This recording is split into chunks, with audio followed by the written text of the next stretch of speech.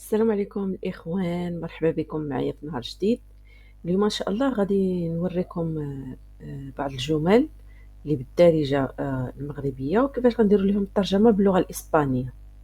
بالي كذلك منا غادي نتعلموا استعمال الأزمنة، كيفاش غادي نحاولوا نستعملوا الأزمنة لأن الأكثرية فيكم عندهم هذا المشكل. مثلا الجملة الأولى كنقول فيها اليوم ندير رياضة. اليوم ندير رياضة، الترجمة ديالها اوي اغو ديبورتي.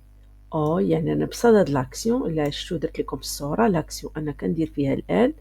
يا اما غنعطيكم الاحتمالات، غنقول اوي اغو ديبورتي، غنقول مثلا estoy haciendo deporte. vale, haciendo estoy haciendo deporte. فوالا، يعني في ديك اللحظة، يعني واحد لاكسيون اللي في البريسنتي. وهنا السؤال كيكون بور اخيمبلو كي استاس، ملي كنقولك اشنو كدير كي استاس هاسيندو. ملي كنقولك اشنو كدير كي استاس هاسيندو اشنو كدير، غتقولي استوي هاسيندو ديبورتي، يعني لاكسيون راها كنديرها دابا في البريزون، يعني اكسيون اي بروغريسون. كندير دابا حاليا داك الفعل راني كنقوم به انني كندير الرياضه. بالي بجوج صحاح، اوي اغو ديبورتي لاكسيون، ولا اورا ميسمو يعني اليوم، اورا كندير الرياضه، ولا estoy haciendo deporte. موي بيان.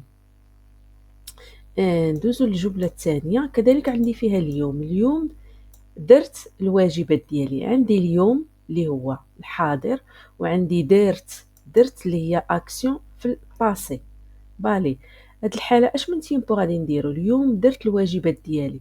بور اكزومبل الام غادي تسول الابن ديالها has hecho los deberes.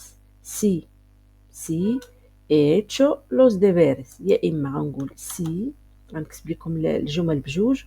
اس الام غادي تسول مثلا، ولا الام ولا الاب has hecho los deberes.